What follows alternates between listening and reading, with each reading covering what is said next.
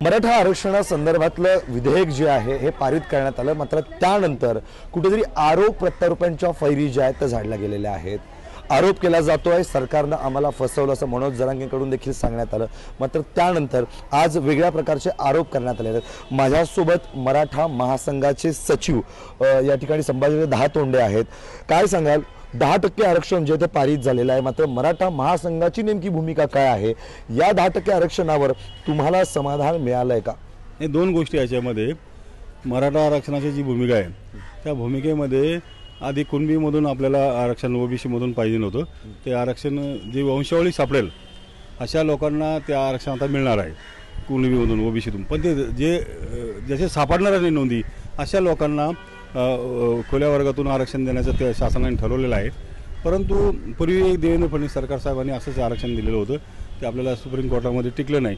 परंतु आता माननीय मुख्यमंत्री आणि देवेंद्र फडणवीस साहेब असे म्हणतात का हे आरक्षण टिकेल, परंतु ठीक आहे आपण विश्वास ठेवू टिकेल बी, त्याचं काय हे नाही। परंतु ओबीसीमधून जर तुम्हाला आरक्षण घ्यायचं असलं तर त्या वंशावळीमध्ये हे असलं तर ते आरक्षण मिळणार आहे। म्हणून आता ओबीसींचा जे कुणबी आहेत त्यांना प्रमाणपत्र कुणबी मिळणार आहे। मराठवाड्यामधली परिस्थिती तशी आहे। आता ह्या आरक्षणाचा जो फायदा आहे ओबीसीचा तर तो मराठवाड्यामध्ये मिळाला पाहिजे। मराठवाड्यामध्ये जास्त आरक्षणाच्या संदर्भात प्रश्न निर्माण झालेला आहे। पश्चिम महाराष्ट्रामध्ये जवळजवळ 75% लोकांनी कुणबी काढलेले आहेत, उत्तर महाराष्ट्रात 75% लोकांनी, विदर्भात जवळजवळ 80% लोकांची कुणबी सर्टिफिकेट आहेत। आता राहिलं कोकणामध्ये ह्या मराठा आरक्षणाचा फायदा निश्चितप्रमाणे होणार आहे हे 10% मधला। परंतु हे 10% आरक्षण केंद्राने जर घटनादुरुस्ती केली तर ते टिकणार आहे, परंतु राज्य सरकारने प्रस्ताव केंद्राकडे पाठवण्याचा निर्णय घेतलेला आहे आणि आता ही मर्यादा 60% 62%च्या पुढे आता आपली महाराष्ट्राची जाणार आहे। परंतु हे महाराष्ट्रापुरतं आरक्षण आहे। ह्या 10%च्या आरक्षणाचा फायदा केंद्राला अजिबात होणार नाही। जर ओबीसीतून आरक्षण मिळालं तर निश्चितप्रमाणे होणार आहे। म्हणजे एकूण संभाजीराजे, मग तुमची अशी मागणी आहे का की हे आरक्षण हे ओबीसी मधूनच दिलं गेलं पाहिजे? हे आरक्षण ओबीसी मधूनच पाहिजे। त्याला कारण असं आहे की आता जे आंदोलन सुरू आहे जरांगे पाटलांचं किंवा मराठवाड्यातल्या काही महाराष्ट्रातल्या मंडळींचं, ओबीसीतून आरक्षण मिळालं तर ते टिकेल। परंतु आता त्याच्यामध्ये मुख्यमंत्र्यांनी एक चांगला पर्याय काढलेला आहे आणि उपमुख्यमंत्र्यांनी पहिलं ते 13% आरक्षण दिलेलं होतं, ते आरक्षण 13 आणि 12%, आता हे 10% आरक्षण देऊन आता तरी वातावरण शांत करण्याचा प्रयत्न केलेला आहे आणि हे आरक्षण 10% देऊन केंद्राकडे जर प्रस्ताव पाठवला आणि केंद्रात घटनादुरुस्ती करण्याचा जर निर्णय झाला तर हे आरक्षण कन्फर्म होईल 10%। बरं, मला सांगा, मराठा महासंघाने याआधी सुद्धा आंदोलनं केली होती, दिल्लीमध्ये मराठा महासंघाने आंदोलनं केली होती, तिकडचं जाट पटेल यांना सोबत घेऊन तुम्ही आंदोलनं केली। मग आता ज्या पद्धतीनं जरांगे आंदोलनावर ठाम आहेत, तुम्ही सुद्धा जरांगेंच्या त्यांच्या सपोर्टिव्ह आहात? नाही, समाजासाठी जे माणूस आंदोलन करीन ना, मग ते कुणबी महसून असून का खुल्या वर्गातून आरक्षण असू, आम्ही मराठा महासंघाने मी पाठिंबा दिलेला आहे आणि सक्रिय भाग घेतलेला आहे। आता ही भूमिका 2 टप्प्यामध्ये आरक्षणाची भूमिका झालेली आहे। काही आंदोलनं आता महाराष्ट्रात एक भूमिका अशी झालेली आहे। आता जरांगे पाटलांचं जे म्हणणं आहे तर ते आम्हाला कुणबीमधून आरक्षण, ते बरोबर आहे, पण त्यांना माहिती आहे कुणबीमधून जर आरक्षण मिळालं नाही तर पुढे आरक्षण टिकणार नाही।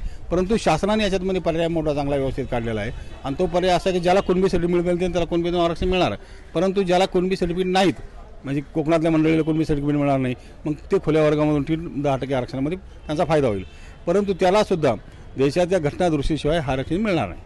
जरांगे जे आहेत आंदोलनाच्या पवित्र्यात आत्ता सुद्धा बघायला मिळतात, तुम्ही सुद्धा दिल्लीत आंदोलन करणार आहात? आम्ही दिल्लीला आंदोलन करणार आहेत, परंतु आम्ही जाट पाटीदार गुजर या समाजाच्या वतीनं आम्ही आज दिल्लीला आंदोलन करणार आहेत। आमचा देशव्यापी अखिल भारतीय मराठा महासंघाचा लढा आहे आणि तो लढा असा आहे का ह्याच्यामध्ये घटनादुरुस्ती करा आणि जे ओबीसीमधून आरक्षण आम्हाला द्या आणि ओबीसीची मर्यादा वाढा, यासाठी आम्ही आंदोलनाचं कायम ठेवणार आहे, चालू ठेवणार आहे। बरं, मला सांगा, एक खरं तर आत्ताच काही वेळापूर्वी अजय बारसकर जे मनोज जरांगेंचे सहयोगी होते, त्यांनी सोबत काम केलेलं होतं, ते मात्र कुठेतरी आरोप करतात की मनोज जरांगे पाटील यांनी कुठेतरी डील केली होती, गुप्त बैठक ज्या झाल्या होत्या आणि मनोज जरांगे खोटा माणूस आहे अशा पद्धतीने पत्रकार परिषद घेत त्यांनी आरोप केले। कसं पाहता तुम्ही?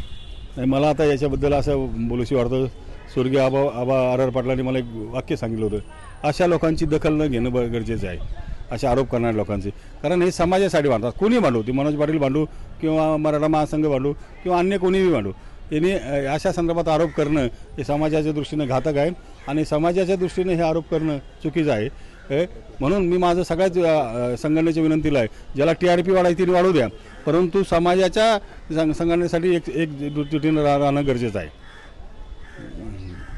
बरं, तर आपल्यासोबत होते संभाजीराजे दहातोंडे, जे खरं तर मराठा महासंघाचे सचिव आहेत आणि पुढल्या येत्या काळामध्ये सुद्धा खरं तर आरक्षण जे आहे हे ओबीसी मधूनच मिळावं यासाठी मराठा महासंघ दिल्लीमध्ये पाटीदार समाज असेल, जाट असेल यांना सोबत घेऊन आंदोलनाच्या पवित्रत असल्याचं टाइम्स नाऊ मराठीशी बोलताना सांगितलं.